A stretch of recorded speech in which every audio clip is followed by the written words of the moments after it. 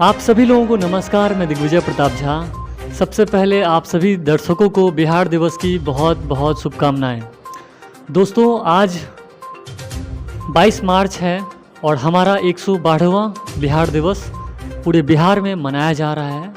प्रधानमंत्री नरेंद्र मोदी समेत कितने लोगों ने बड़े बड़े लोगों ने बिहार वासियों को बधाइयाँ दी हैं। आज के दिन बिहार के सभी विद्यालयों में प्रभात फेरी बच्चों के द्वारा किया गया। बहुत से विद्यालयों में कंपटीशन आयोजित किया गया।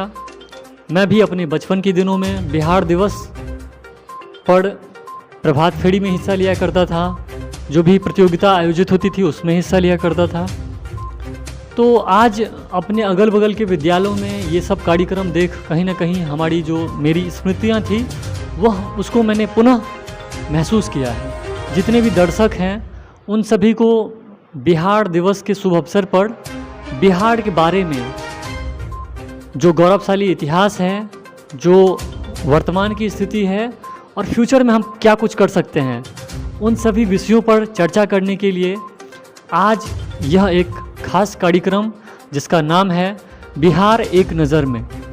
मेरे साथ हैं इंजीनियर राजकुमार सिंह, जो कि तकरीबन 20 देशों में इंजीनियरिंग का काम इन्होंने किया है और आफ्टर रिटायरमेंट ये पुनः बिहार आ गए। बिहार से इनको काफ़ी प्यार है। ये हैं और इनके साथ हम बिहार से संबंधित जितने भी एस्पेक्ट्स हैं उन सब पर एक चर्चा करेंगे और आप सभी दर्शकों को बिहार के बारे में सुने अनसुने जो भी फैक्ट हैं वो सब डिटेल्स में बताएंगे। सबसे पहले इंजीनियर राजकुमार सिंह जी, आपका बहुत बहुत स्वागत है बिहार एक नज़र कार्यक्रम में। धन्यवाद दिग्विजय जी। आपने इस कार्यक्रम में मुझे आने का मौका दिया, अपने विचार रखने का मौका दिया, इसके लिए धन्यवाद आपको। आपकी सारी मधुबनी टीवी के टीम को धन्यवाद।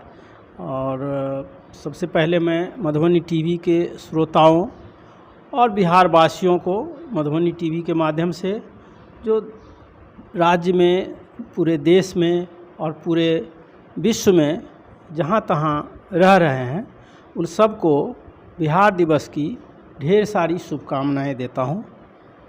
और हम इस पर चर्चा करेंगे। आप जो इस विषय को रखा है बिहार एक नज़र में, तो एक नज़र में तो बहुत कुछ नहीं कवर किया जा सकता है, लेकिन जहाँ तक जो संभव होगा, जहाँ तक मेरी जानकारी होगी, जो वो मैं आपके माध्यम से दर्शकों को मैं देना चाहूँगा। बहुत बढ़िया। एक नज़र का मतलब ये होता है कि हल्का सा ही हल्का देखते हुए बिहार को देखना है, क्योंकि सही बात है बिहार को शब्दों में कह पाना नामुमकिन है, क्योंकि इतने सारे इसके जो हैं पौराणिक, ऐतिहासिक, वर्तमान में और फ्यूचर में क्या कुछ है उस पर तो बातचीत कर पाना शॉर्टली में मुश्किल है। फिर भी हम चाहेंगे सर कि सबसे पहले हमारे दर्शकों को और जितने भी बिहार के वासी हैं, नागरिक हैं, जो बाहर के भी हैं, जो बिहार के बारे में जानना चाहते हैं, उनको थोड़ा सा बिहार के इतिहास के बारे में बताएं।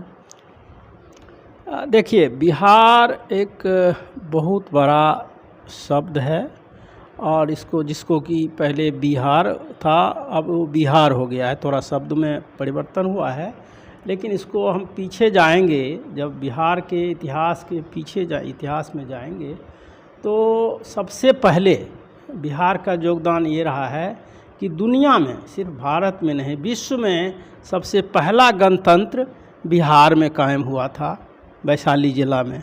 ठीक है।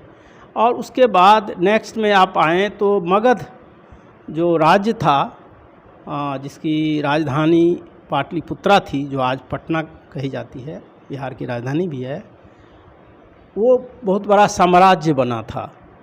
और वो साम्राज्य ऐसा बना था जो कि जिसकी सीमा अफ़गानिस्तान तक जाती थी। तो और उस समय दुनिया के लोग, देश विदेश से लोग बिहार आते थे, मगध में आते थे पढ़ाई करने। यहाँ जो व्यवस्था थी, यहाँ जो विश्वविद्यालय थे, यहाँ की जो प्रजातंत्र थी, वो इतनी बढ़िया थी जो कि उससे बहुत सारे देशों ने सीखा है। और भगवान बुद्ध की तो ये धरती रही ही है। और अगर हमने विश्व में योगदान किया है भारत ने अगर एक सिंगल योगदान की बात अगर करें हम कि भारत ने विश्व के लिए पहला एक महत्वपूर्ण योगदान किया है, तो उसमें हमारे गौतम बुद्ध एक बहुत बड़ा योगदान है बिहार की तरफ से पूरे देश को, दुनिया के देश को। तो ये हमारी उपलब्धि रही है और इस उपलब्धि के ही समय और मौर्य एम्पायर के टाइम से ही भारत को सोने की चिड़िया कही जाती थी और दुनिया के लोग हमसे आकर्षित थे। तो हमारा जो इतिहास है बहुत ही गौरवपूर्ण है और ये बिहार नहीं, देश नहीं, पूरे विश्व के लिए गौरव की बात है। तो ये तो बहुत खुशी की बात है। धीरे धीरे जो हमारी स्थिति बनी वो उतनी अच्छी नहीं बनी। धीरे धीरे हमारा जो डिग्रेडेशन हुआ, ख़ास करके मौर्य एम्पायर के ख़त्म होने के बाद, तो उसके बाद से हमारा जो पीछे जाने वाला जो क्रम है वो थोड़ा बहुत बढ़ता ही रहा। बीच बीच में हमारे सुधार भी हुए हैं, आगे भी फिर बढ़े हैं, लेकिन अभी हमको बहुत कुछ करने की ज़रूरत है। तो कहीं ना कहीं अभी जो आपको बिहार के गौरवशाली इतिहास के बारे में बताया जा रहा था, तो जितने भी नए नए युवक हैं मेरी तरह, उन सबको कहीं ना कहीं प्राउड फील हुआ होगा, क्योंकि हमें जब हमारे पूर्वजों के बारे में बताया जाता है, आभास कराया जाता है, तो हमें यह महसूस होता है कि हाँ, जब वो लोग ऐसा कर सकते थे तो हम क्यों नहीं कर सकते हैं। और अब हम सिलसिला को आगे बढ़ाएंगे और वर्तमान स्थिति में बिहार का जो है एक एक्चुअल कंडीशन क्या है।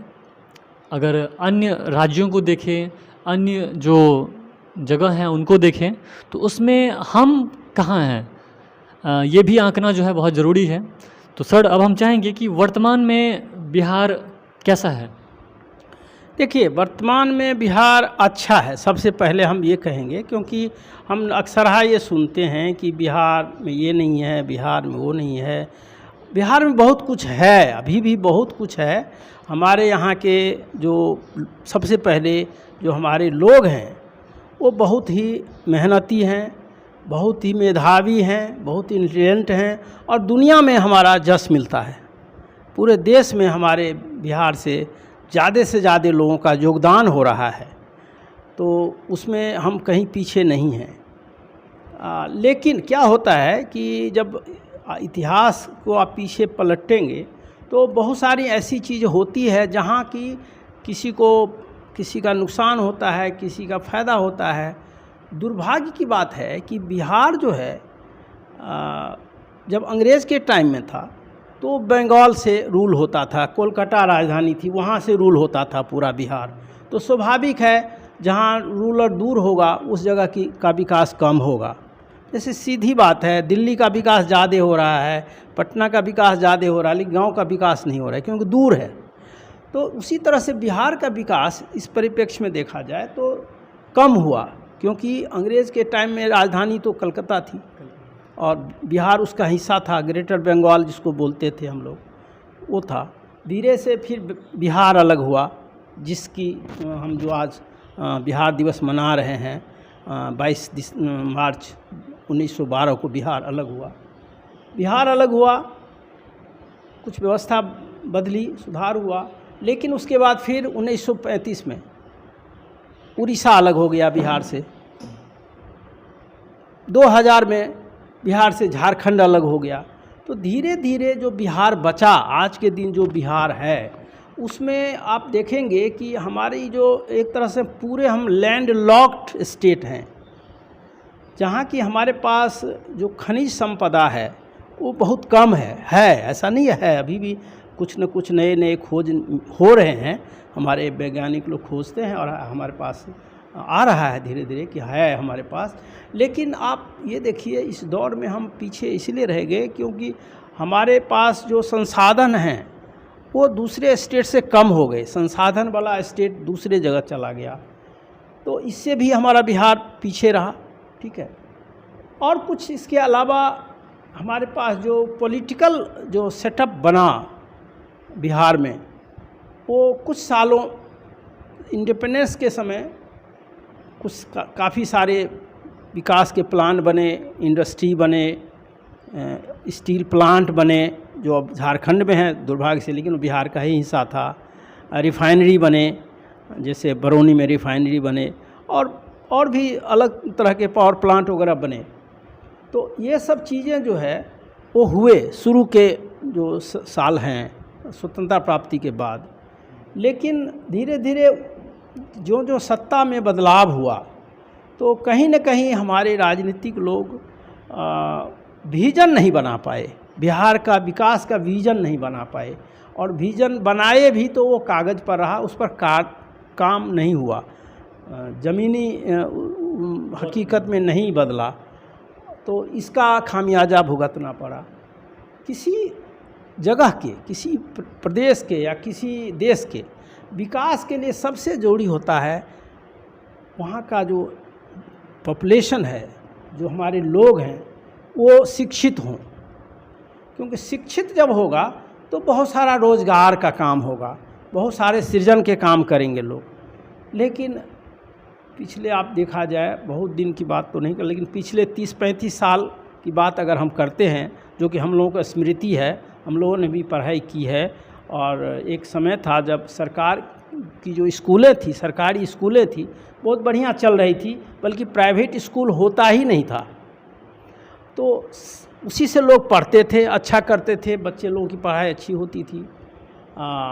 सामाजिक जो सद्भावनाएँ थी वो भी मोर और लेस ठीक थी। कहीं कहीं छीट फूट घटनाएँ होती थी उस समय भी, लेकिन मोर और लेस ओवरऑल ठीक ही था।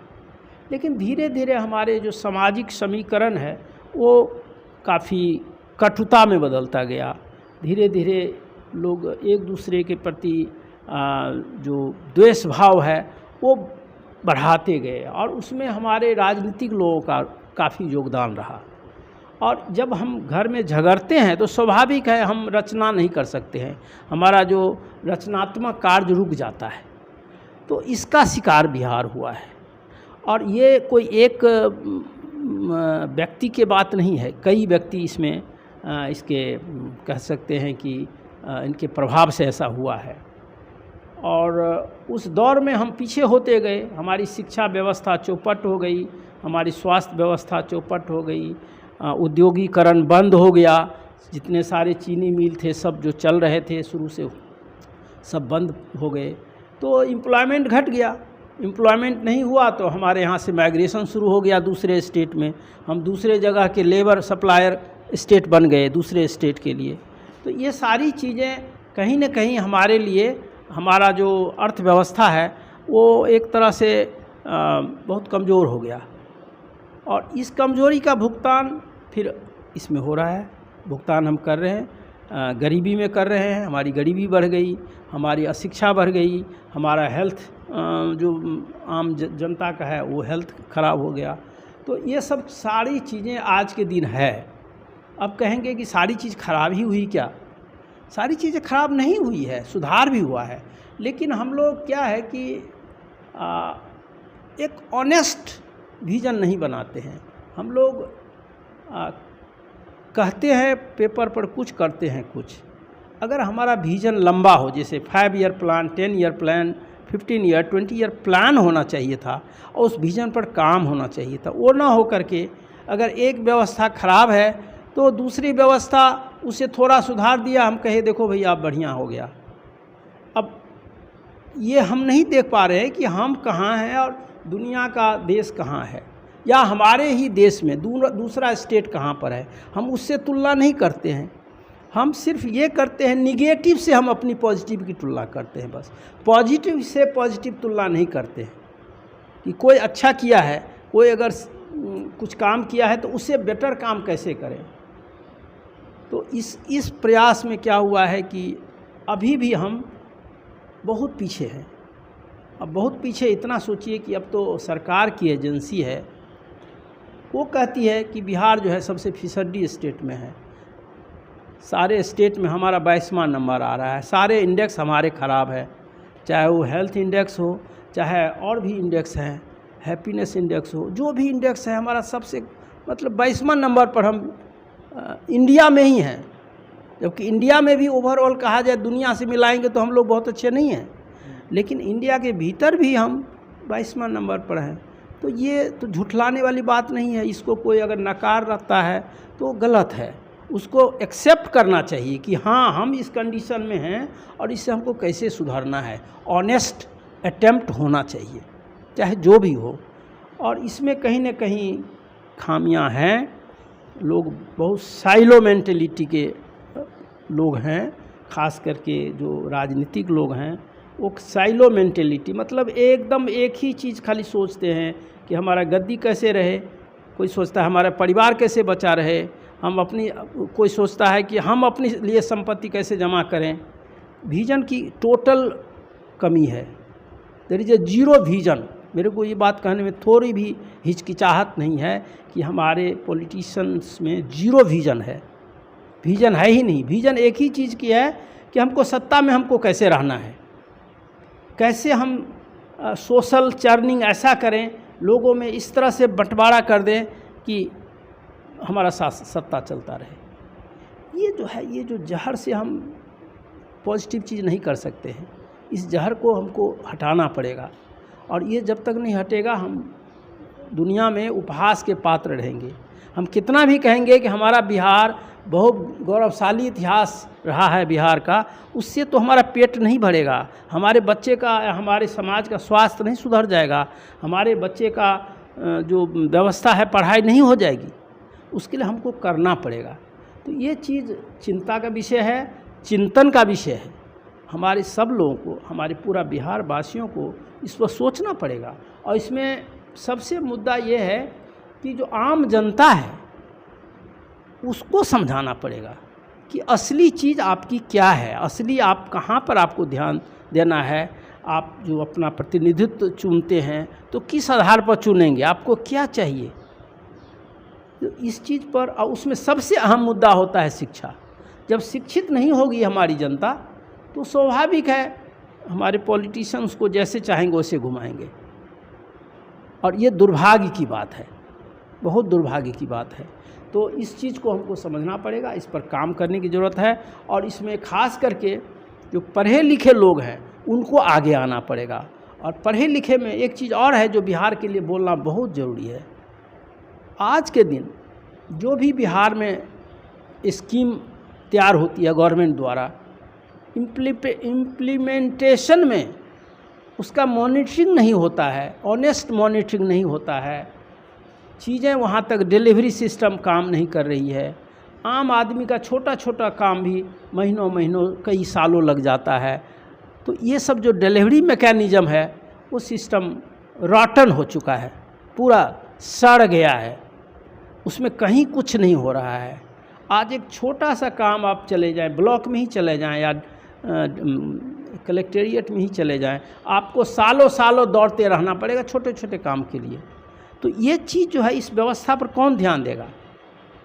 इस व्यवस्था पर जो हमारे राजनीतिक लोग हैं, जो देश का नियम बना रहे हैं, जो देश को चला रहे हैं, राज्य को चला रहे हैं, उनको ध्यान देना पड़ेगा। तो सर ने एक बढ़िया शब्दों में जो है बिहार के वर्तमान स्थिति के बारे में अपनी राय रखी है।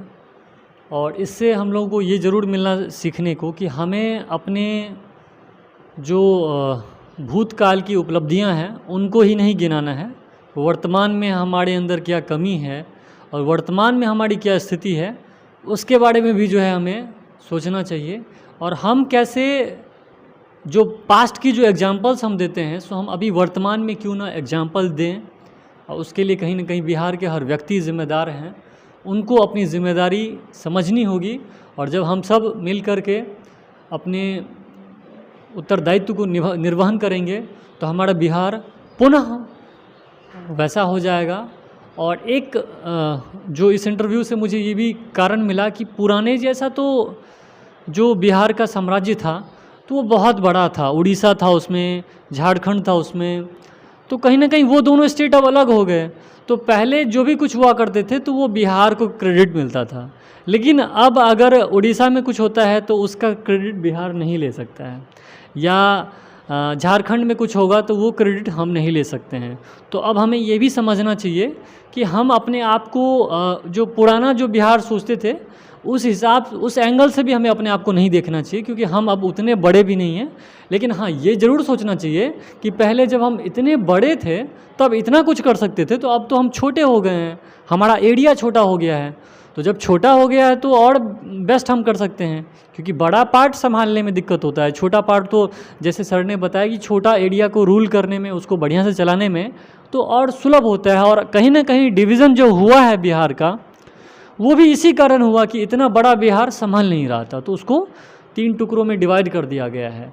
और आजकल सर एक और ट्रेंड चल रहा है कि मिथिला राज्य, तो इस पे भी हम चाहेंगे आपसे पूछें कि मिथिला जो कि बिहार का एक अभिन्न अंग है, और बिहार में जो है मगध साम्राज्य से काफ़ी रिलेट करता है बिहार। वहीं मिथिला जो कि खुद ही एक अपना त्रेता युग से ही जो है उसका इतिहास रहा है। तो मिथिला राज्य के बारे में क्या कहेंगे? क्या बिहार से मिथिला को अलग होना चाहिए? और आप भी मिथिला के ही अंग से जो है बिलोंग करते हैं, तो इस पर क्या अपनी राय रखें? देखिए, इसको आप ऐसे समझिए दिग्विजय कि हमारा धर्मशास्त्र क्या कहता है। अयम निजः परो बेति गणना लघु चेत साम उदार चरिता नाम तु वसुधैव कुटुंबकम। हम अगर अपने आप को टुकड़ों टुकड़ों में बांटते रहेंगे, उससे हमारा हल नहीं होगा, ठीक है ना। वो कोई हल नहीं है, वो एक तरह से हम एक मिथ्या सोच में पड़ जाते हैं कि हमारा छोटा स्टेट हो जाएगा और छोटा हो जाएगा तो बढ़िया हो जाएगा। बढ़िया होगा हमारे कर्म से, काम से, संरचना से बढ़िया होगा। और इसको एक और उदाहरण हम देख सकते हैं कि परिवार में देखिए, परिवार छोटे छोटे होते जा रहे हैं, तो क्या हमारा छोटा छोटा जो परिवार है वो सुखी है, संपन्न है? नहीं है। इसीलिए बंटवारा कोई इलाज नहीं है, चाहे वो मिथिलांचल की बात हो, चाहे कोई दूसरा और भी प्रदेश हैं। हो सकता है भागलपुर के लोग कुछ और चाहेंगे, ठीक है, अंग प्रदेश है। जिधर भोजपुरी है उधर के लोग अलग एक स्टेट मांगेंगे। तो ये हमारे हिसाब से ये कोई हल नहीं है। और इसमें ना पढ़ करके हम लोगों को सब चीज़ को अंगीभूत करना है, चाहे वो मिथिला हो, चाहे वो भोजपुर हो इलाका हो, चाहे अंगिका इलाका हो, चाहे मगही इलाका हो, हम सब एक ही हैं। और उसको ये चीज़ें कोई भी सोचने वाला आदमी इसको नहीं कहेगा कि बांट दीजिए तो ठीक हो जाएगा। ये एक राजनीतिक हथकंडा हो सकता है, ताकि लोगों को, जैसे 4 पार्ट में बिहार बंट जाए तो 4 मुख्यमंत्री हो जाएंगे, तो 4 लोगों का सपना पूरा हो जाएगा। ये अलग बात है, लेकिन इतना बड़ा बिहार नहीं है कि इसका एडमिनिस्ट्रेशन मुश्किल है, ठीक है ना। इससे बड़ा स्टेट भी है, मध्य प्रदेश बड़ा स्टेट है, उत्तर प्रदेश बड़ा स्टेट है, वहाँ भी तो एडमिनिस्ट्रेशन चल रहा है। इसीलिए इस आधार पर, भाषा के आधार पर बंटवारा कहीं भी ठीक नहीं है। हुआ है, साउथ में हुए हैं, लेकिन मैं नहीं समझता हूँ ये सही है। और जितने ये डिसीजन होते हैं पॉलिटिकल कंपल्सन के चलते होते हैं डिसीजन, ना कि पब्लिक के रियल बेनिफिट के लिए। इसीलिए इस मामले में मैं स्पष्ट हूँ, इस आधार पर बंटवारा नहीं होना चाहिए। अब हम आपसे पूछना चाहेंगे सर, आप तकरीबन 20 देशों में गए हैं, वहाँ आपने काम किया है, और उसके बाद आफ्टर रिटायरमेंट आप फिर बिहार ही आ गए। आखिर बिहार से ऐसा कौन सा लगाव है और आने का क्या कारण है, अगर आप बताना चाहें? देखिए, ये तो सवाल आपका पर्सनल ही, ये सवाल कि बिहार से कैसे लगाव है। जो बिहार में पैदा हुआ हूँ, इस मिट्टी में पैदा हुआ हूँ, तो इससे तो लगाव है ही। इससे लगाव कैसे, मरेंगे तब भी इसी मिट्टी में जाएंगे। तो इसीलिए बिहार, ये तो सवाल नहीं हुआ, ये तो हम हैं ही बिहार के, बिहारी हम हैं ही। अब रह गया कि हाँ, बाद में नॉर्मली लोग कम हैं जो बाहर जा कर के फिर वापस आते हैं, ये तो फैक्ट है। तो उसमें ऐसा है, सबका सोच अपना अपना होता है। हमारा सीधा सिद्धांत है कि हम जहाँ भी गए, जैसे भी गए, जो भी हमने किया वो हमने शिक्षा के बल पर किया। और हम जानते हैं कि जिस परिवेश से हम गए वहाँ शिक्षा नहीं थी, उस समय भी बहुत कम लोग पढ़ पाते थे। उसमें स्कूल व्यवस्था तो थी, लेकिन कम लोग पढ़ पाते थे, और आज भी कम लोग पढ़ पाते हैं, खासकर देहात में। तो मेरे को हुआ कि नहीं, देहात में हमको कुछ करना चाहिए, और ताकि हमको एक सुकून मिलेगा कि चलो हमारे एरिया में कुछ काम हो रहा है, हम कुछ अपना हिस्सा, अपना योगदान हम दे रहे हैं समाज के लिए, तो उससे हमें संतुष्टि मिलती है। हमें एक लगता है कि हम अपना ज़िंदगी को हम एक कंस्ट्रक्टिव वे में, प्रोडक्टिव वे में हम बिता रहे हैं। तो इसीलिए हम सोचे कि हम बेस्ट काम हम यही कर सकते हैं, क्योंकि हम शिक्षा से जुड़े हैं, तो हम शिक्षा लाइन में ही काम कर सकते हैं, इसीलिए हम इस काम को कर रहे हैं। अब हमारा आखिरी सवाल होगा कि अभी तक हमने बिहार के जितने भी पास्ट एंड प्रेजेंट के जो भी कॉन्फ्लिक्ट थे उनको मैंने इंजीनियर राजकुमार सिंह के साथ सुलझाने का काम किया है। अब हम चाहेंगे सर, आपके पास अनुभव भी है, आपने तकरीबन 20 देशों में काम भी किया है, और आपने जो अपना वर्किंग टाइम कह सकते हैं, जो भी 40-50 साल का आपका अनुभव है, उसमें आपने देश और दुनिया को काफ़ी बदलते हुए भी आपने देखा होगा। तो वैसे हम जानना चाहेंगे कि हमारा भविष्य जो है, यानी बिहार का भविष्य जो है, वो आपको कैसा दिखाई दे रहा है, और भविष्य अगर गलत दिखाई दे रहा है तो वो भी बताइए, और बेहतर कैसे हो सकता है, और हम क्या कुछ जो है संभावनाएं यहाँ पे आपको दिख रही है वो बताइए। देखिए दिग्विजय, अभी जो भी होगा बिहार में बेहतर ही होगा, क्योंकि हम लोग वो एज से निकल चुके हैं जो वर्स्ट टाइम था, जहाँ की न शासन व्यवस्था थी, न कोई संरचना थी, न लॉ एंड ऑर्डर था। लोग घर से निकलने में डरते थे, रात में नहीं दिन में भी डरते थे। बहुत सारे व्यवसायी लोग, बहुत सारे प्रोफेशनल लोग, डॉक्टर लोग, इंजीनियर लोग डर से बिहार छोड़कर भाग गए। तो वो हमारा बिहार के लिए सबसे ख़राब समय था। उसके बाद तो काफ़ी बदलाव आया है, काफ़ी सुधार हुआ है, और ये सुधार होते रहेगा। कमो वैसे स्पीड कम बेसी हो सकती है सुधार का कभी, क्योंकि कोई भी चीज़ एकदम एक ही स्पीड से नहीं चल सकती है। आप गाड़ी भी चलाते हैं तो एकदम स्पीड में नहीं, कहीं आपको ब्रेक भी लगाना पड़ता है, तो वो होगा, लेकिन बढ़ेगी। बिहार का भविष्य अच्छा होगा, अच्छा हो भी रहा है, और हम समझते हैं कि बिहार एक दिन फिर पुराने जो हमारी जो प्रसिद्धि थी, हमारा जो वो मान था, वो हम उसको लौटाएंगे, और हम सब लोग करेंगे, हम सब लोग मिलकर करेंगे। हमको पूरा दुनिया को हमको अपने से जोड़ना है, और उसके लिए बहुत सारा तरीका है। एक तो है सरकार अपना कर रही है, व्यक्ति लेवल पर भी हम सबको प्रयास करना है कि बिहार कैसे आगे बढ़े, क्योंकि बिहार आगे बढ़ेगा तो ये बिहार सिर्फ आगे नहीं बढ़ेगा, ये देश को लीड करेगा। बिहार में इतनी क्षमता है, बिहार वासियों में इतनी क्षमता है कि वो देश को नेतृत्व दे सकता है, और अच्छा नेतृत्व दे सकता है, ईमानदार नेतृत्व दे सकता है। तो ये तो है, बिहार का भविष्य अच्छा है। तो अब ज़रूरत है हम सभी लोगों को जो भी जिम्मेदारी मिले, जो भी उत्तरदायित्व मिले, उसको पूरे ईमानदारी से, निष्ठापूर्वक जो है उसको करना है, और आने वाले समय में हमारा जो है उज्जवल भविष्य बनाना है, उज्जवल बिहार बनाना है, जिससे कि पूरे भारत में फिर से बिहार को उसी नज़र से देखा जाए जिस नज़र से उसे पहले जाना जाता था, देखा जाता था। तो उम्मीद करता हूँ आज के इस वीडियो में आप सभी लोगों को बिहार के पास्ट, प्रेजेंट एंड फ्यूचर तीनों सिचुएशन के बारे में जानकारी मिली होगी। अगर आपको ये वीडियो अच्छी लगी है तो प्लीज़ इसे लाइक, कमेंट, शेयर करें, और अपने जितने भी दोस्त हों, परिवार हों, उन सभी के साथ साझा अवश्य करें।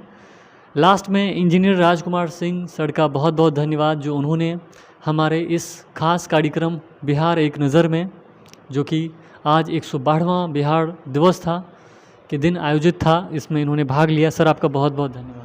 आपको भी बहुत बहुत धन्यवाद, और मधुबनी टीवी के सारे श्रोताओं को बहुत बहुत मेरा नमस्कार और शुभकामनाएं। Thank you so much.